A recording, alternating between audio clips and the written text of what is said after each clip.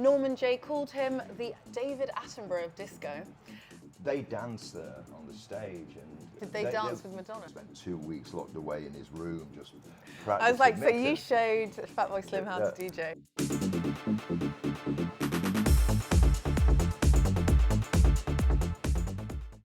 Welcome back to the podcast. So today's guest, he was a man at the forefront of a music moment before it even became one, if I may say that. He's a scene leader. Norman J called him the David Attenborough of disco. And he started DJing at 15, and his career in music has spanned almost 5 decades.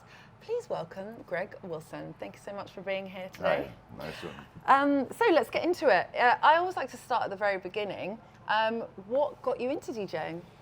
Well, I think that just where I was in a place called New Brighton, which is the other side of the River Mersey from Liverpool, and it was an old seaside resort at the time, so it was the back end of that, and we had fun fairs and beach and a massive swimming pool. So there was music all around, you know, just as you walked around, you were hearing transistor radios playing, and, you know, in the baths and everything. The fairground rides, you know, like they'd be playing music over there. And I also lived above a pub which had 2 functions rooms above where they had weddings and 21sts and everything. So there was a constant stream of mobile discos coming in and out of the house basically every weekend when I was between the ages of 7 and 13, you know. Mm-hmm. So that was the norm for me.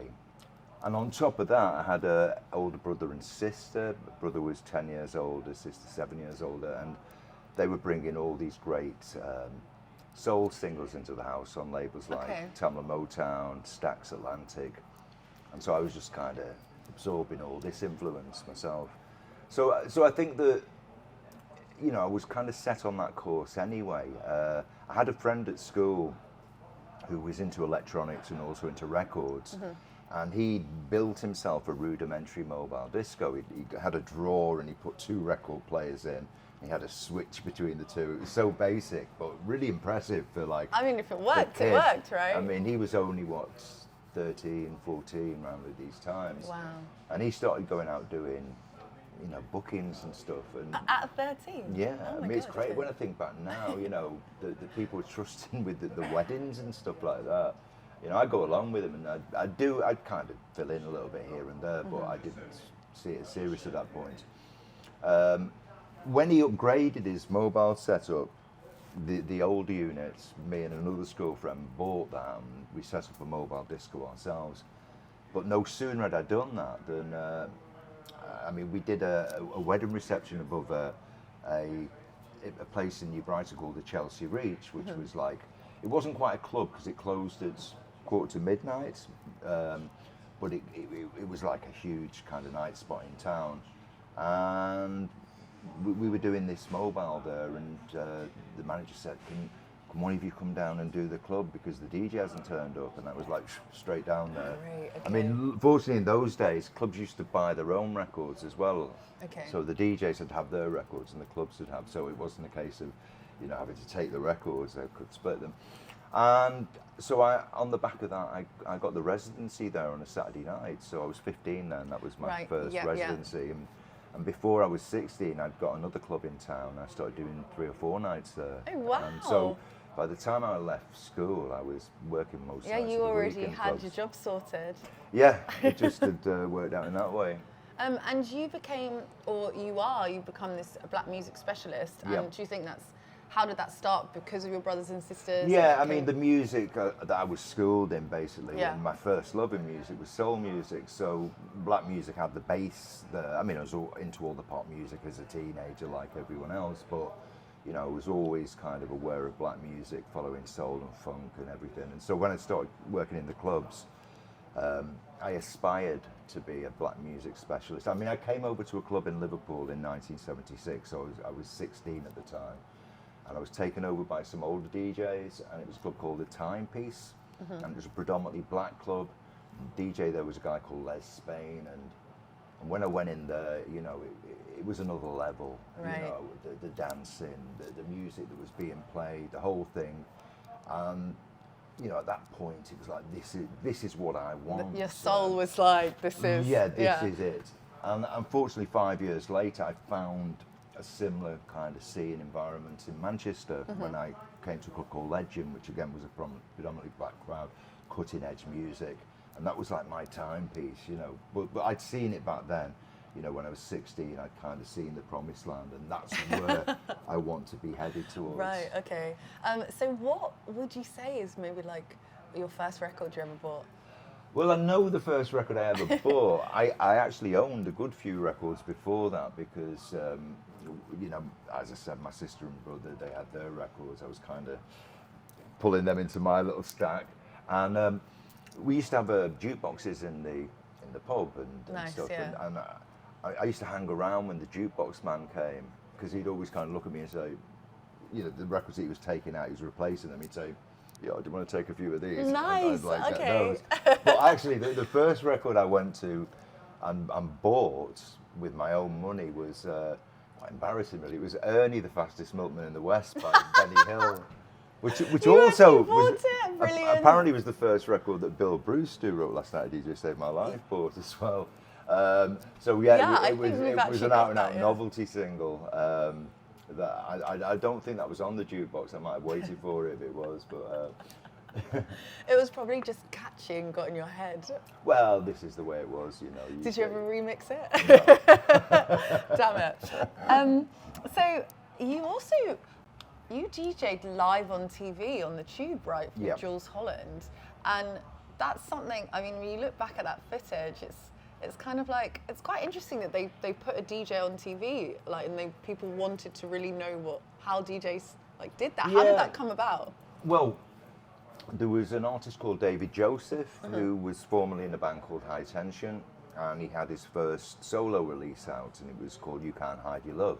Went on to be a big hit, but at this time it was just a brand new record. Now, the clubs at that point that I worked, my main clubs were Wigan Pier and Legend, and I was very much a black music specialist. And so record companies from London would bring their artists up to the north to do what they called a PA, a personal appearance, to promote their records. Yeah. We didn't pay for it or anything. It was great, you know. So loads of people came to the clubs, one of which was David Joseph. Now, there was a TV show at the time called The Tube, which broadcast from Newcastle. It was the top music show of the era. And they were having him on. He was going to be on. And they were based, as I say, in Newcastle. And they just wanted to check him out before the actual show. Okay. And so they came up to Manchester, to Legend, because it was kind of closer, and to see him. And by this point, I was mixing and everything. And one of the things that I did was doubled up with records. So I'd get 2 copies of the same records and run one, 2 beats, 4 beats behind the other. So what caused like a delay or something? It was like, we kind of repeated the section. It kind of, you made your own little kind of live edit in a sense when you look back at it.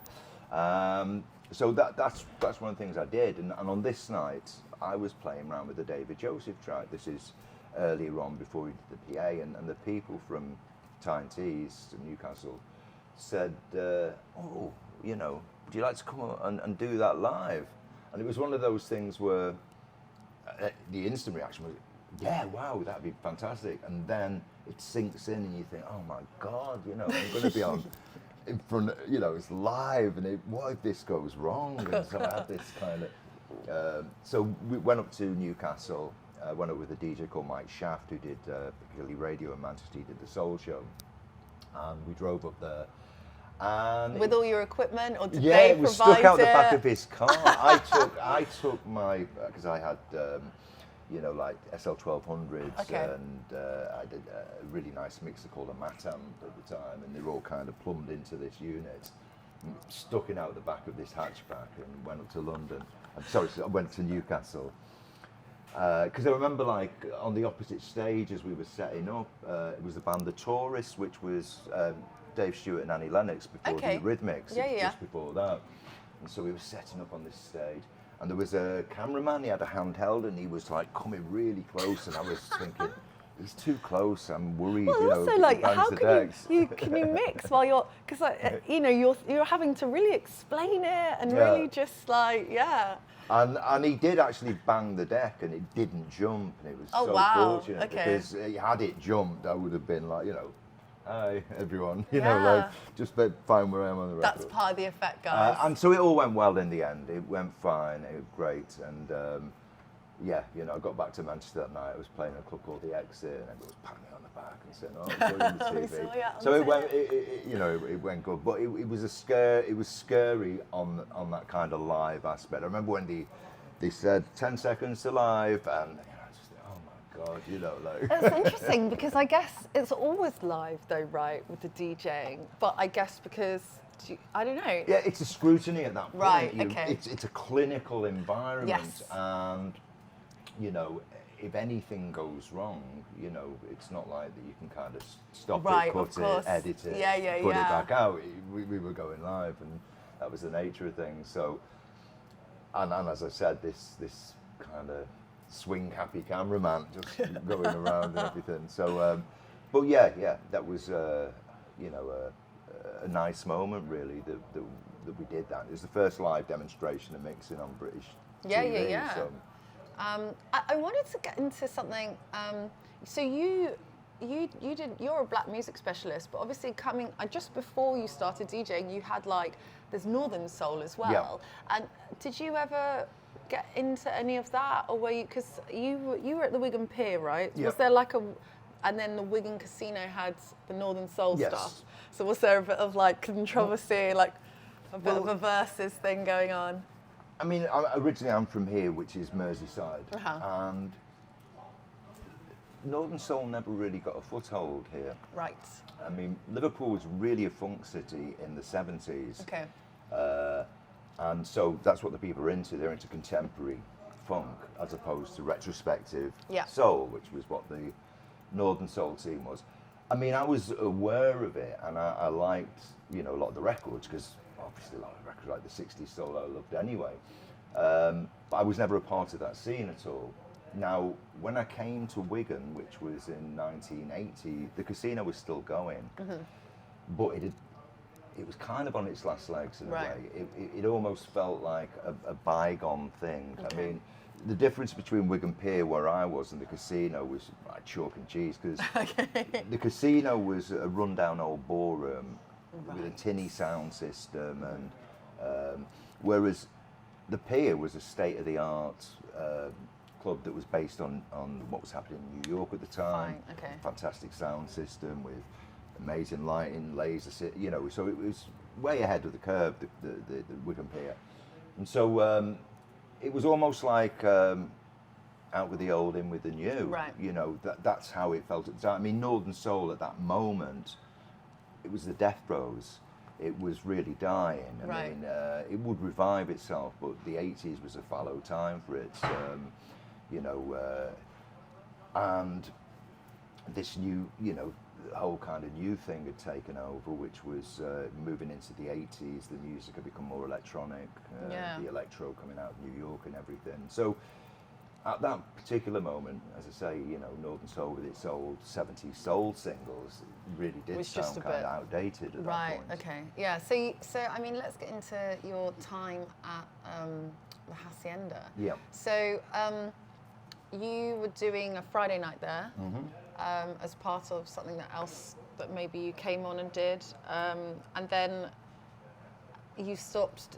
Well, actually, I was going to go on to your music production, but let's talk about your time at the Hacienda. Yeah. So I remember when I came in. So we met because you were doing a talk, and you were saying that at the time, as a DJ at the Hacienda, you didn't have like the stage thing. You were kind of like sitting in like a window. Yeah. Please talk about that, because it sounds hilarious. I mean, the Hacienda opened in May '82. By this point, I was established at Legend on a Wednesday night, which was, you know, it was the primary black music night in the North at that point. Did they come and like spot you and be like, right, come to the Hacienda? Yeah, I think what would happen is they'd been away. I mean, they were connected with New York Factory Records. That's obviously New Order, Certain Ratio, Quando Quango, which was Mike Pickering's band. So these all had New York connections by this point. I mean, a certain radio show, they played Danceteria, and it was the first gig the support act was Madonna. It's the first time she played. So these connections that they had, they were seeing what was happening in New York firsthand. Now, although I'd never been to New York, I was just immersed in this music that was coming out, the imports that were coming out of New York, especially the electro stuff. And I was doing mixes for Piccadilly Radio in Manchester as well. And so it was one of those where on a Wednesday night, because Tony Wilson, who was from the Hacienda, was a well-known local celebrity because he did the Granada Reports TV show. Right. So everyone knew who he was. Okay. And you'd see him early on at night, and the boss of the pier would say, oh yeah, Tony Wilson was in, Rob Gretton, the manager in New Orleans. And they'd pop in now and again.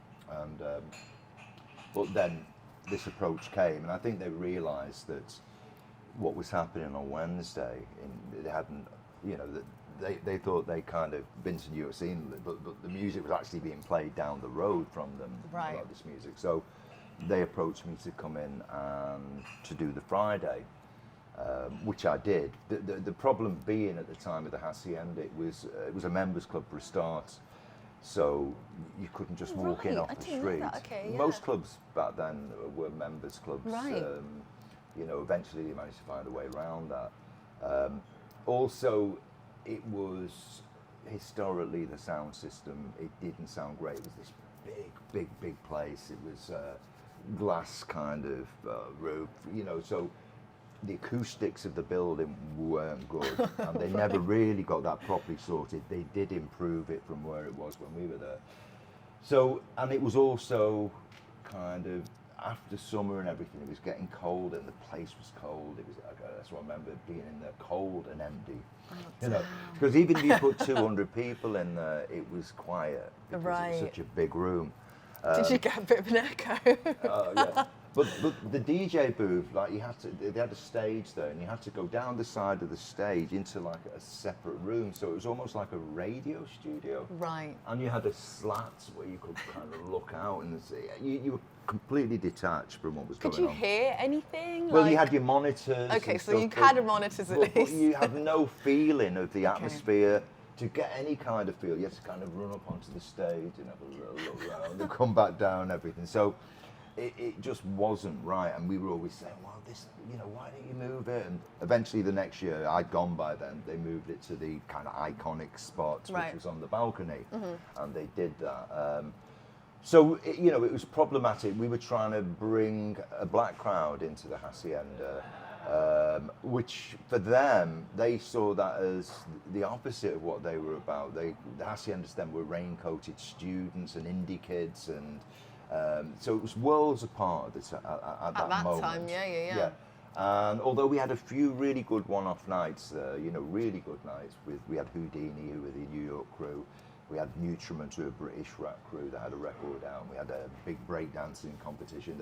They were great nights, but overall it was a struggle. Right. And also the Hacienda had prior bookings in there, so we'd have a couple of weeks on a Friday, and then we wouldn't have the next Friday because they'd have orchestral manoeuvres in the dark on or something. Okay. And so it was really bitty to try and get it going. I did the Saturday for an hour as well, which was great. It was packed there, you know, like it was their only busy night at the time. And it was just trying to acclimatise people to the music on a Friday. And the breakdancers, Broken Glass, they were like the kind of first breakdancing crew that burst out of Manchester.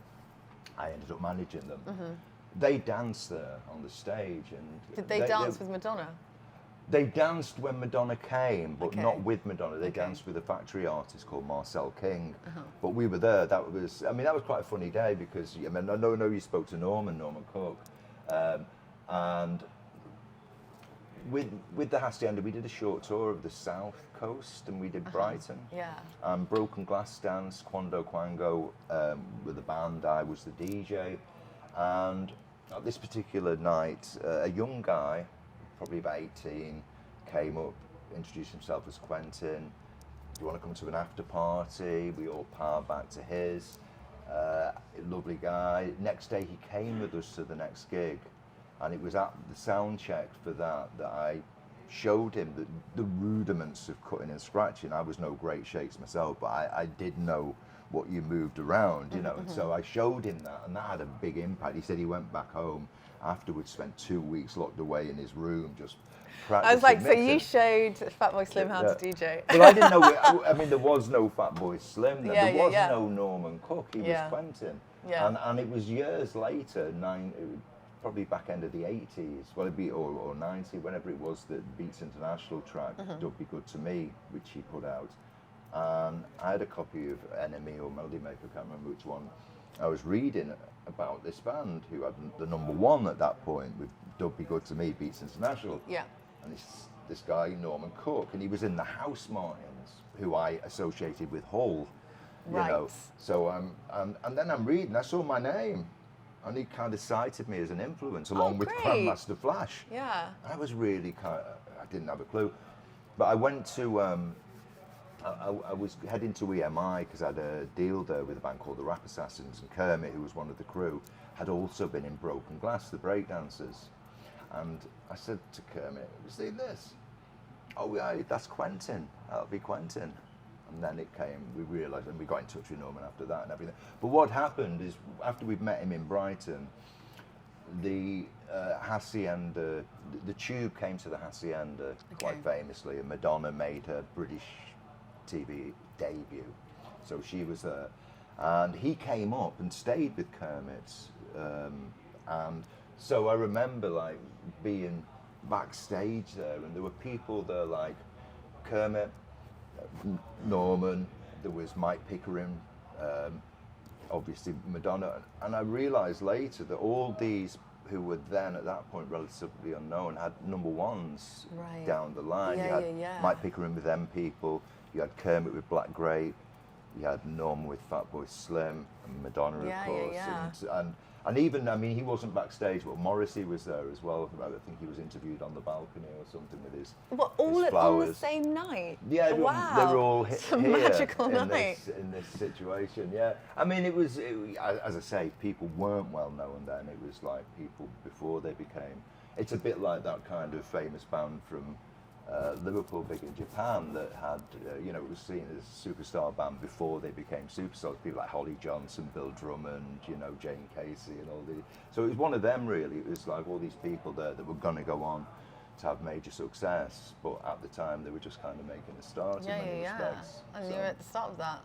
So you retired from DJing at the end of '83, which is when you kind of finished at Hacienda, right? Yeah, I mean... So that just pushed you over the edge? Well, I mean, the reasons, I mean, it's an odd one. I mean, it was a decision that would reverberate for years. It was I mean, I stopped at the top. I mean, my 2 clubs were, you know, seen as the main clubs, not just in local, but in the whole region, you know, in many respects the country as well. And but there was various factors going on at the time. One of them was that breakdancing had really kind of hit the clubs in a big way. It just arrived, and I got very involved in that. And I started managing Broken Glass, who were the main Manchester crew. They were on the Tube. They danced with Marcel King. Yeah. And you know, they'd done various TV shows by that point as well.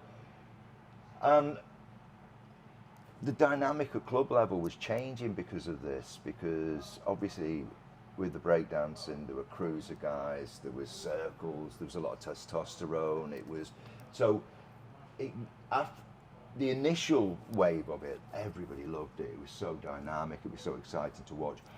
But after a little while, people started, especially the girls, you know, they're getting pushed out of the dancing space, and you know, so you could see a dynamic change in there, and I was aware of that. For a starter, and with the Hacienda as well, you know, maybe if the Hacienda, if it would have taken on there, that would have changed it for me, and I might have carried on and built something else, and maybe because I was quite by that point. Also, there were tracks coming through that I wasn't playing at Legend that I wanted to play, like band Yellow and stuff like that. Even Situation by Yazoo. Francois Kevorkian did an amazing mix on it. It was perfect. But I didn't play it because it was Yazoo, because they'd been in the pop charts and Okay. on the black music, so there was That's a bit of a super snobbery. yeah. And I took a lot of flack for playing things like Planet Rock and all the electro. Buffalo Gals, Malcolm McLaren, the fact he was like, he'd been the manager of the Sex Pistols, you know, now I'm playing on a black music night. So, you know, there was a little bit of that the Hacienda would have allowed me maybe to bridge that and to kind of, there was a club in New York called Danceteria, and the DJ was Mark Kaymans, who became a close friend of Mike Pickering's. And I think more than anywhere in New York, that was the place that they looked to as because they kind of fused alternative and dance music and everything came together in there. And I think that's what they were hoping that they could kind of come towards. I mean, it was a forlorn kind of idea at the time because, as I say, the crowds didn't gel. That alternative crowd and the black crowd, it wasn't. But they stayed with the, you know, to the Hacienda's credit, they stayed with this vision that they had, and eventually they found the moment. It just bang, it just exploded. Right. And Yeah. went huge.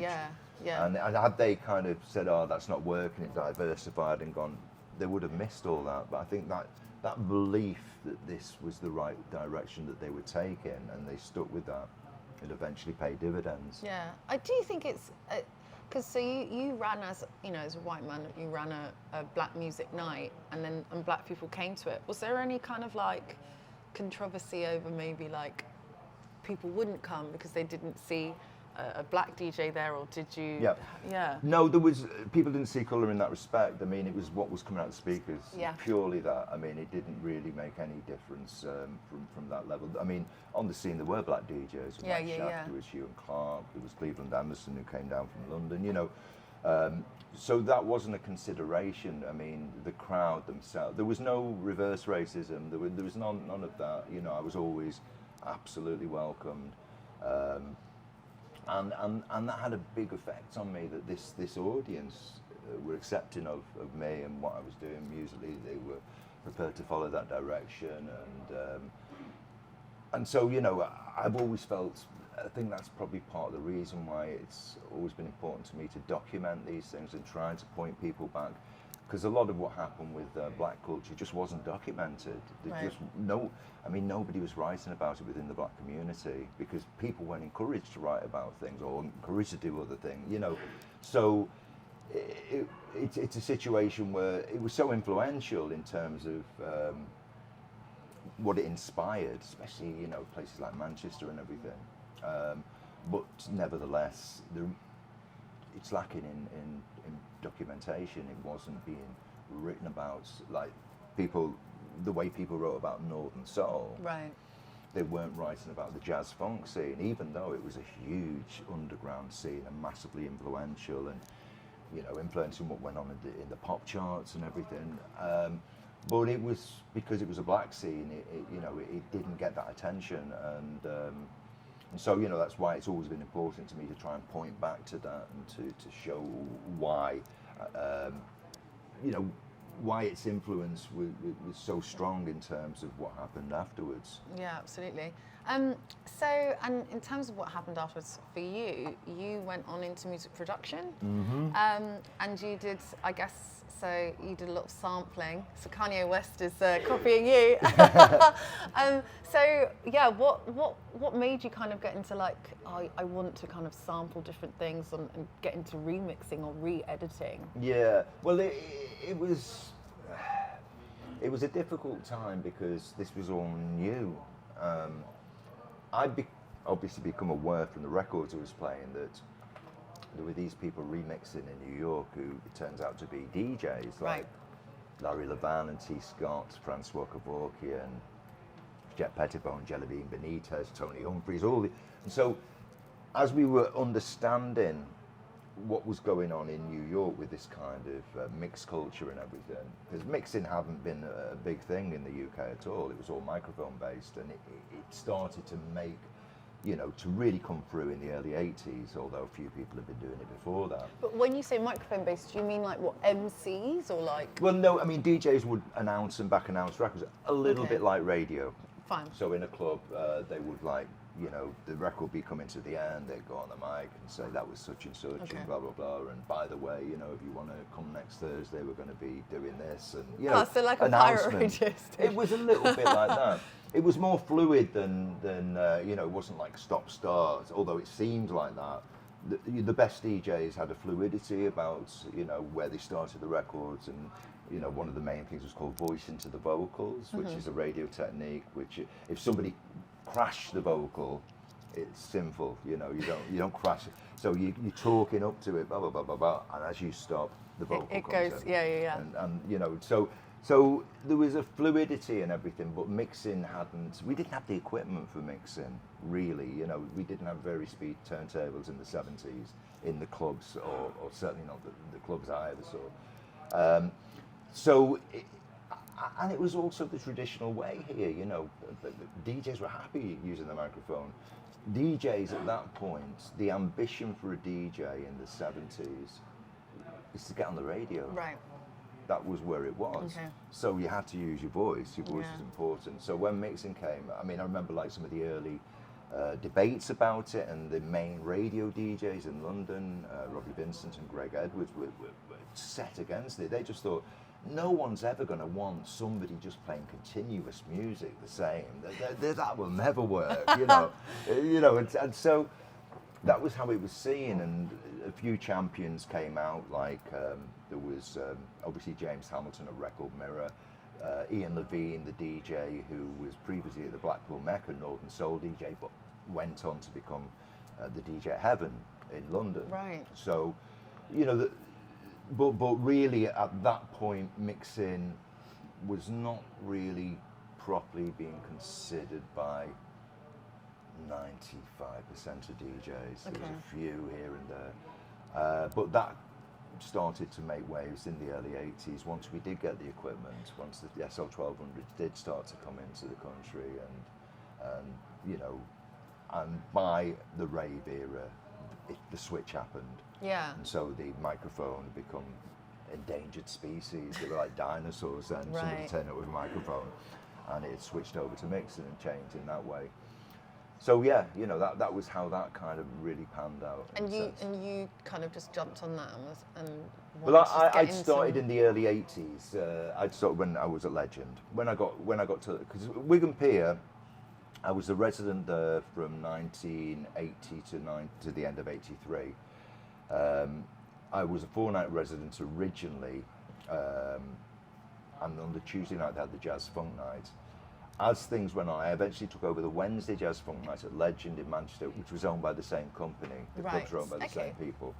So and then I stopped doing the residency at Wigan and went full-time black music. So I was doing Tuesday at the Pier, Wednesday at Legend.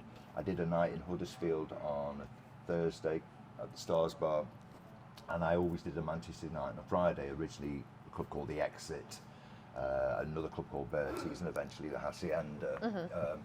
So that, you know, and then we did all-dayers, and all-dayers were a hugely important part of the scene because they connected all the regions up. So an all-dayer might be, because for example, one of the big ones at my time was in Preston. There was a club called Clouds. So they bring in all the main DJs from the region onto the bill, and those DJs would pull their audiences across, bring coaches. Often we put coaches on and stuff. And so all these people congregate in one area, and that led to a cross-pollination of the scene, because somebody from Derby might be talking to somebody from Sheffield or somebody from Manchester and saying, oh, you want to come up to this club so people were travelling. People would travel for this scene because you were hearing it first, you know. I mean, when I was playing at Legend and Wigan Pier, it wasn't like I was playing music that a load of other DJs were playing. This was where they heard it. Right. So they come from Birmingham for that and stuff, because there's nowhere else you could get that. And so it was a very dedicated travelling audience. So on a Tuesday at Wigan, sometimes we'd have, you know, people in from Bradford, Leeds, Huddersfield, Sheffield, Stoke, Birmingham, Liverpool. You know, they just incredible when I look back, because Wigan has got hardly any black population. Back then it had hardly any black population. And yet on some Tuesday nights, there'd be hundreds of black kids from all over the place that would descend on Wigan. Probably a lot of people in Wigan didn't even realise this was going on, you know. And so it is, it's quite remarkable when I look back that on a Tuesday night. I remember, you know, it's a good example of the dedication of this audience. I remember meeting some guys from Birmingham, you know, about 10 years ago, and we were chatting about those days, and they said the first thing we did when we got to Wigan Pier was siphon petrol off a car. So they had enough money to get there. They had enough money to get in the club, but they didn't have enough money to get home. Oh no! And so by hook or by crook, they had to be there. So once they got in the car park, they were sucking out the petrol with a siphon and getting their way back. So, you know, that's what it was like. People travelled to this because it was all about the latest music and everything. And I was fortunate to have these venues where I could just play this, and it was perfect for this new electronic wave of music that was coming out in New York because of the sound systems we had. Yeah, I mean, you speaking of that, so in '83 you put out a first re-edit. I've got here of Paul Haig's Heaven Sent. Oh yeah. And then in '84 you put out a UK electro album, which is now a piece of like seminal British dance kind of history, I guess. Whereas, at the time it was, you know, it wasn't, people didn't know what to make of that at all at the time when it came out. The kind of black crowd, it was a bit too weird, experimental for them. The kind of alternative way, it was a bit too black for them. You know, it didn't quite, but became a cult classic. Yeah. And, you know, that really shocked me years later. I mean, about 20 years ago when I got into the internet and what was going on, I found a few websites, and there was one called Electro Empire, a forum, and I realised it was just a cult classic to them. They loved it, you know, they'd grown up on this album, whereas I was almost a little bit embarrassed almost, like, because it was us making it up as we went along. Yeah, because I was going to say, how did it come about? People were feeling it came about really because I noticed in these names on the records and these DJs in America who are remixing, I thought I'd like to do that. So I knew all the record company people in London, all the promotion people doing the club promotion. So I'm saying to them, can you get me a remix? Can you get me a remix? And they're talking to and saying, well, Americans remix. So right, okay. And I'm like, so it was crazy now we think about it, but I couldn't get in the doors, banging my head against the wall, you know, trying to get some remix work. The Paul Haig thing had come out up a bit earlier than that. A real mad idea. I bought my own reel to reel by then. I was doing mixes for Piccadilly Radio. I was editing on them, so I really started to get into editing. And I kind of cut this up. It's been mad. It's a bit. I mean, somebody put it out in a mix a few years ago, and I was like, whoa, I haven't heard that for years. But they loved it, you know. It's like, but again, it was one of them for me. It's a bit embarrassing, you know. It's like my first attempts at things, you know, and out in public. But you know, like, I wanted to get into remixing. There weren't the opportunities there.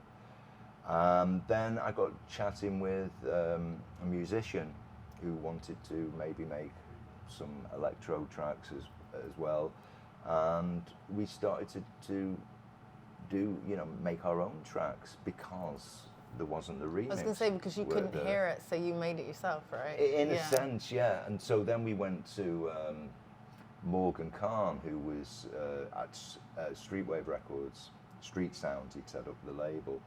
And he was a real maverick character into licensing all these tracks, putting out these compilation series, massively influential in the 80s, what he did. And we went to him. We had a track by Broken Glass, one of the tracks was, and he loved it, but he wanted to, he sent us back in the studio and kind of, he wanted to project it as there were loads of different acts, whereas it wasn't, it was just us. There was one other track by somebody else. So we made up these names, Sync Beats, Forever Reaction, Zero, obviously Broken Glass. So there were 4 projects where it was the same musicians and everything. And they put it out as UK Electro, and they put some 12 inches out as well and everything. And at that point, you know, things were all right. You know, looked good. We were getting great with review. We got into number 60 on the charts. Not great, but certainly decent. And then it all just went west. You know, my world fell apart. I stopped working with the guys that I've been doing this stuff with. Had no money. You know, it was just. So I think that led to a whole period of just trying to find a way through life, which took me to London. You know, Dick Whittington style. So, you know, I've got to get out of here. You know, it's not working, and so went to London, but managed the Ruthless Rap Assassins, who, again, from Kermit and Broken Glass, it was the rap crew that had grown out of that, and we got a deal with EMI, and we did a few albums, and that was a great time as well. But the whole period of when I wasn't a DJ and when I was trying to get through into production was a real roller coaster. You know, I mean, there were really fallow times. You know, there was searching down the back of the couch for coppers and trying to pull. You know, it was. I've been there because things weren't in place where, like, I guess, yeah, you're not having these kind of deals where people are putting out records and you're getting any kind of, you know. Yeah, I mean, you have to do it yourself. Yeah, so, for example, you know, like, I wanted to get into production. I wanted to kind of, now, it wasn't like now where everybody can produce on their own laptop, and let's get in a studio. You had to book a studio, and they weren't cheap. Yeah. That's it. And the equipment. And musicians. Like yeah, right. You know, and things, you know, and so you were kind of having to do it almost, you couldn't do it in the background. And so it's like you had to do it in the foreground in a way, and get your stuff went out and everything, and everything costs money. You know, a lot of my life, I remember, was trying to find the money to get projects going. Yeah. You know, trying to find some studio time, trying to kind of get a deal here and there with someone for a bit of downtime in the studio, and that's the way that it was back then. So yeah, you know, it was I had some great times with the Rap Assassins. They got incredible acclaim for what they did, but we didn't get the sales. We didn't get the radio support which we needed to cross the thing over to. Because it was a new sound, do you think? Yeah, and I just think at the time, you know, like Rap Assassins was like kind of 80, 81. Those two albums came out, and they were bringing in like rock elements, indie elements. You know, they were really open-minded in the way their approach. But no one was doing that quite so much then. It was 3 or 4 years later, Rage Against the Machine were along doing rock stuff. It would have made sense, you know, but they were kind of outliers at the time, and it was just difficult to kind of make that breakthrough. Radio, I mean, there was awful kind of institutionalized racism within the business still. It wasn't overtly racist, but, you know, every step of the way there were things. I mean, for example, like the rock press had very, very rarely put a black face on the front cover of a magazine because it took the circulation copies down. Right. They realised, you know, in a way I'm a war with the FG, but that's why you should do it. You should go against that, but of course it's business, and they're like thinking, oh, you know, so it was very difficult at the time, especially for British black music, for doing to get people to like take that seriously and to really properly pick up on it and support it and everything. So we did get great press and everything for Rap. It was the radio that it fell down on. They were acclaimed across the spectrum as well, from the black music press to the rock music press, and so it was difficult. But the great thing about it for me though is that those albums exist now, and what we did was you know, Manchester at that moment in time was the centre of the universe. It was, you know, so, but it was all about the Mondays and Stone Roses and the Inspirals, and they were all the kind of baggy white bands, and there was nothing really kind of like the black side. I mean, Gerald, of course, you know, with Voodoo Ray, but it was very underplayed. So the fact that they made those two albums that reflects the black experience in Manchester at that pivotal moment in time, I mean, that's great that we've got that and that exists, and we managed to kind of contribute that. Well, yeah. So yeah, that's where we were at with that.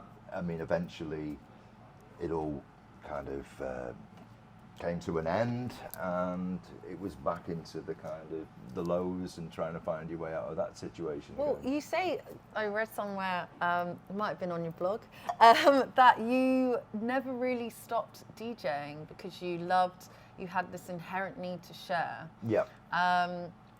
Where do you think that kind of came from? Now, I kind of realised that when I wasn't DJing, it kind of, you know, the eureka moment, and I realised that before I was a DJ, it was all about sharing. It was all, have you seen this? You know, so I kind of, you know, when I'd stopped DJing, I was still the same. I realised that when somebody came round, have you heard this? Have you seen this? You know, have you read this? It was all about trying, and that realisation was made at the time that, you know, it was probably inherent to me within my nature before I ever kind of played a record before an audience or anything. It was just that wanting to, oh wow, this is great, you've got to hear it, and so yeah, that was it.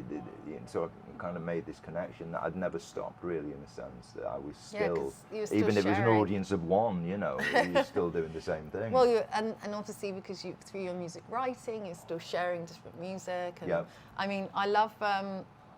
There was a thing here. So you wrote an article about Nina Kravitz last year. A good few years ago. That yeah, 10 years ago. I thought there was something I saw. It was 2023 or something. No, it's a lot earlier. Okay. But this is quite a good. I mean, what your thoughts on it were really great. You said female DJs have always found themselves sexualized in a way that men have never had to endure. This has warped people's perceptions of what a DJ who has just this has warped people's perceptions of many a DJ who just happen to be female. Yeah. And as a female DJ, you know, there's always kind of like, you do just want to be DJing. You don't want to just be a female DJ that's DJing. Exactly. You know? I mean, but what do you think needs to be put in place for that kind of rhetoric to stop? I think the process is in place now. I think that post-lockdown there was a big change, and there was a kind of levelling up aspect to it, which was necessary. And out of that have come lots of great DJs. It's like you say, I mean, just the term female DJ feels wrong. It's just a DJ. Yeah. There should be no, I mean, if I go back to the microphone days, in those days, the conception was that women didn't make good DJs because they didn't have that authoritative tone in their voice. It's exactly the same thing that happened in newsreading when Anna Ford came along and Angela Rippon. Before, they were saying, no, women can't read the news because you need a man, you know, that they have the authority. And it was that kind of thing that was like put out. By men. By men, of course. But once mixing came, that argument doesn't hold at all. Yeah. And there's no difference. There's absolutely no difference between maybe male or female on whether you can do your job in that situation. So, you know, in many respects, that should almost be dropped off on it, that kind of female DJ, you know, it's just a DJ, you know? Yeah, absolutely. Let's talk about Discotheque Archives. Mm-hmm. So it's a paperback book that you published highlighting dance culture, the origins, the clubs, and it was published in the midst of lockdown, right? It was. And it was only meant to be like, you were only expecting like 300 copies, but then in the end something like 1,600 sold. Yeah, and then we've reprinted since then. Right, and it's gone on from there. Yeah, I mean, it came from a feature I did for DJ Magazine. They'd approached me about doing some kind of historical feature for the mag, and I came up with this idea of Discotheque Archives, which was 4 sections: classic DJ, classic venue, classic record, classic label. Each one would be a page, which is like 440 words. So within DJ, it would have been a quarter of it. It was over 2 pages or one, I think. But when I got to the book, it panned out to a page a piece. Right. And I did 25 of each. So originally it was 100. So 25 DJs, 25. And guy called Pete Fowler did amazing illustrations for each of the Yeah, DJs. they look great. I wanted it to be really colourful. I mean, in my head was DJ Magazine, a younger audience. I don't want it to be this staid kind of history lesson, and you know, I wanted it to be bright, and I wanted to present these DJs as they were, young and vibrant, because often, you know, when you see, you know, documentaries and stuff, and they're talking to people from the past, be musicians or whatever, DJs, you know, they're old now. They're not, you know, they're not in the throes of youth where they were when they did this. So that kind of sometimes scuppers it a little bit. I like the idea of, you know, it feeling like, you know, what it was like. You know, was they were young people. They were playing this music which was all new, and so it was a great way of giving bite-sized information. So you could pick it up and you could get, for example, somebody like Paul Trouble Anderson. Yeah, you've got a page, you can read about him, but then you can go online if you want and study more and learn more. Why do you think it went so well? Because I guess, you know, I mean, for me, this is why I'm doing it. I want like people to know more about the history, but it was just like it really went from, you know, you expecting something only a few hundred to like a few thousand. Yeah, well, I just, you know, you don't know with things like this. When we did it originally, it was like, I don't know how many, I've never done a book before, so I don't know what we should expect. I was thinking, if we do 500, I'd be absolutely over the moon with that. And when we did the first book was a paperback, second one was a hardback. When we did I remember when the orders came in, it was like, we had them on Bandcamp and there was a little ting on the phone, it just constantly going, and it took over. I mean, the house became a post office, and just had to try and get them out really quick, and it was quite an eye opener, and you know, it's a book, as I say, it's a great book for just a pick up and put down book. It's not something you have to read from start to finish. You can do if you want, but you can pick it up, open a page, and you know, it's one of those. And so I think it worked from that aspect, and people responded to it. It's led on to, we've put out our second publication now, which is a book about, well, it's a compilation of the columns of a journalist called James Hamilton, who wrote for Record Mirror. They did the disco charts, which are now the official Music Week club charts and everything. And this is, we've got like a book called James Hamilton's Disco Pages 1975 to 82, which really, really in depth, and it's all about the UK lineage. Right. Because people now, you know, here, they know more about what happened in the US than what happened in the UK. So if you ask somebody younger, they might have read Love Saves the Day by Tim Lawrence or Last Night, you know, and they might have a kind of conception of, there was the Paradise Garage in Studio 54, the gallery, the loft, all these things. They know, but you ask them about what was going on here. Yeah. And it's not, there's another kind of misconception is that we followed America. That didn't happen. I mean, there was the scene here goes back to the early 60s with rhythm and blues and clubs like the Scene in Manchester, Scene in London, and Twisted Wheel in Manchester, and you know, the import channels opening at that time, DJs starting to get the record to America. So by the 70s, it was quite sophisticated, the whole, you know, as far as the music went, we were probably ahead of a lot of the American DJs. Right, yeah, I mean, if you go back into the charts that they were, you know, you see the disco charts for the 70s in the States, very different, lots of, to some of the things that we were much more soulful, more funky and everything. Okay. They kind of veered towards that Eurodisco sound, and it became, you know, so there's a lot of differences between. So was the UK, was it a bit more cooler at the time, where maybe in the disco in the US had got a bit too like popularized, do you think? Well, I think that, you know, the different aspects to different things. I think in the UK,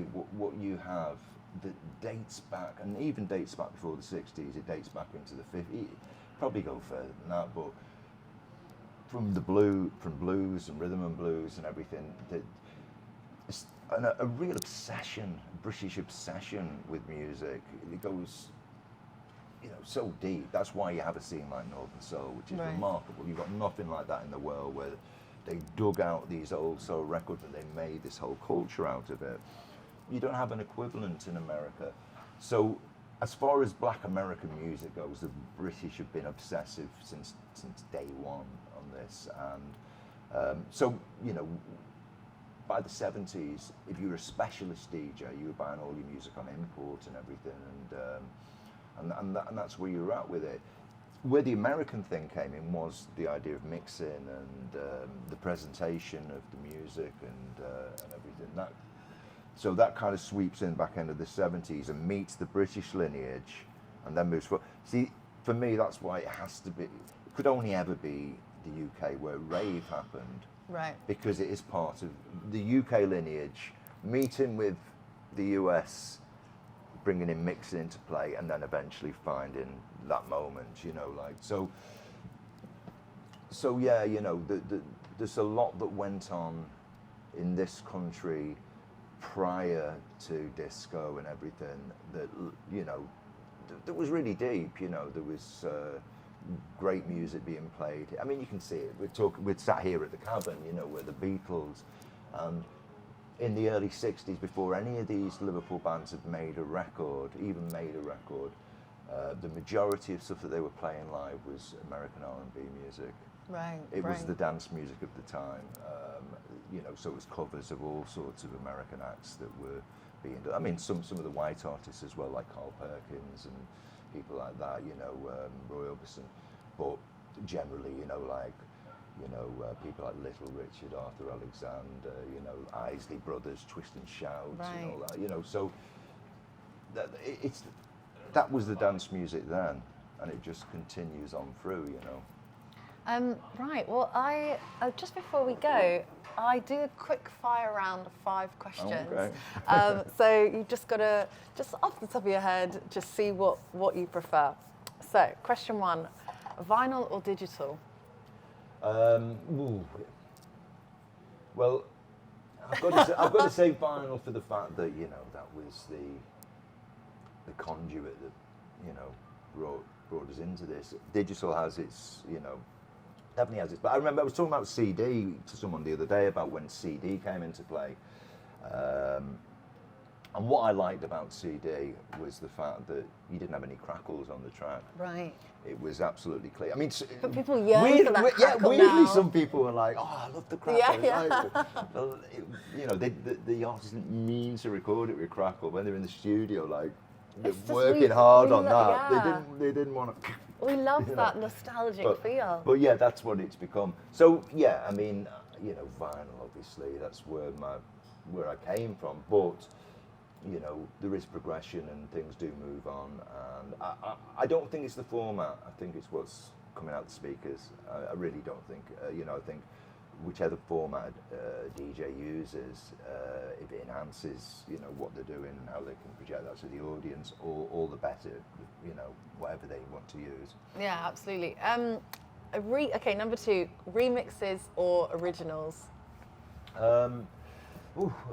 Again, I mean, if you really want to go back as well with, I mean, I think the greatest format ever is the 7-inch single, because you knew where you stood with it. On the one side was the A side, and it sounded always like that. There were no other mixes, that was it. And on the other side there was the B side, which might be great. So beautiful simplicity, but perfection of format. But then again, once you get to the 70s and this idea of remixing comes in, an extension of records for DJs and things like that, of course, then the remix becomes really important and often surpasses the original version. Yeah. So again, it's just one of those progression things that if you go right back and take it to, I loved it. I loved the 7-inch format. Even though as a DJ, 12-inch would be seen to, but just going back to when I started to get those records, and each one of them was something really special in itself. Number 3, speaking of progression, production or DJing for you? Which do you do? I think I'm a better DJ than producer. Okay. So I think from that side, production was, it was always a struggle for me because, as I say, the times that we were in, it wasn't a case of I could just do all my practice in and do my dummy runs and try things out without, you had to just go and do it. You had to find a studio, you had to find musicians, you put a record out, you probably weren't even ready to be putting records out, but what else were you going to do? You were just trying to make a breakthrough on it.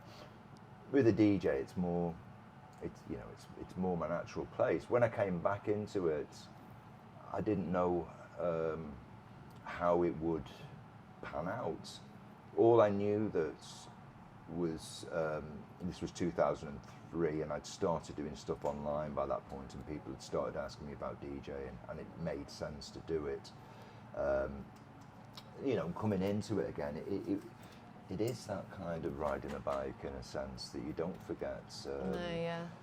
Maybe you have to do it a different way because digital had come into play by that point and everything. But the actual idea of putting a night together and everything, that seemed natural still. So I think as a DJ, I'm much more natural than as a producer. Okay, number 4, open format or focused genre? Interesting again. Where I am now is probably open format, that I can draw from a history of music. Right. I can take from all sorts of places because there's re-edits and reworks. Yeah. I can present them in a contemporary way. I can mix them together. What was the first one? So open format or focused genre, yeah. Yeah, focused genre is more like I was as a DJ back then, as a black music specialist. Okay. Even though it was a wide, it wasn't like like now, this DJ specialises in a certain type of music. It's quite a narrow area. Yeah. So being a black music specialist, I was playing the electro music, but even electro, it ranged from 130 BPM to 100 BPM and all sorts of things. Yeah. I was also playing the more orthodox funk tracks and soul tracks, playing some jazz. So all this was within the remit of one night. So it was quite eclectic in that sense, but it was all under black music. And like I said before, certain things I swerved away.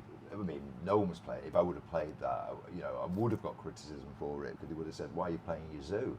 the pop band.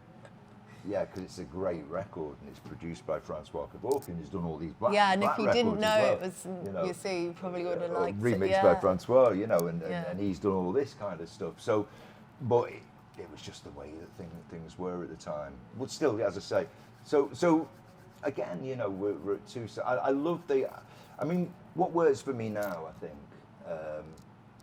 is that sometimes I can kind of, follow a record with something that people just wouldn't think of, that I can pick from all these, and I do it purpose. I like the idea of it changing and going, I don't want it to be too kind of one way and predictable.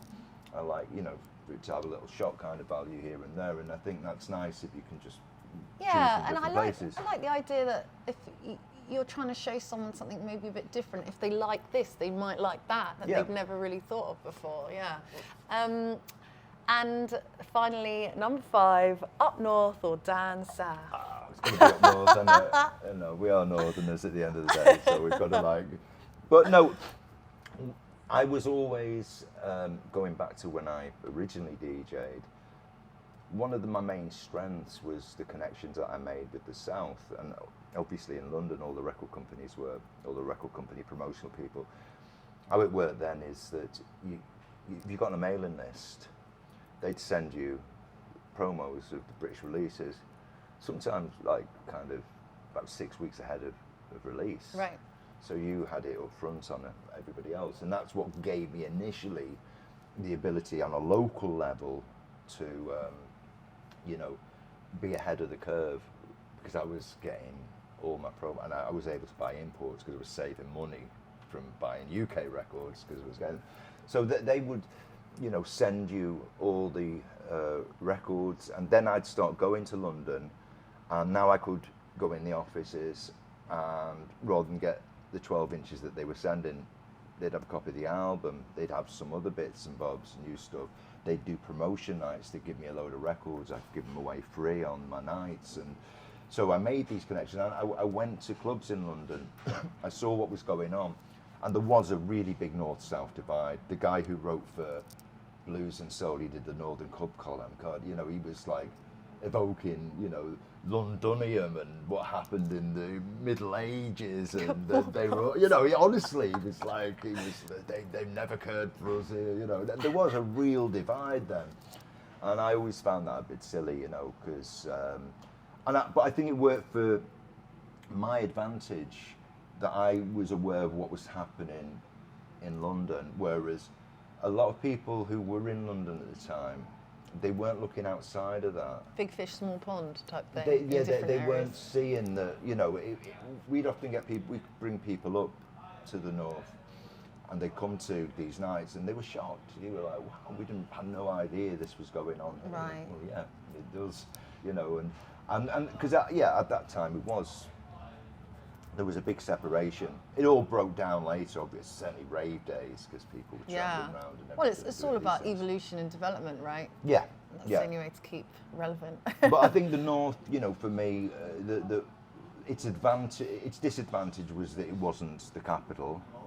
Its advantage was that it was able to do things. I think people, you know, people were really supportive of my experience in Manchester, and even Manchester and Liverpool. The difference there was that in Liverpool, if you tried to start a night and your first night wasn't really that busy, but you were playing great music, it didn't matter. People wouldn't come back the next week. We were quiet.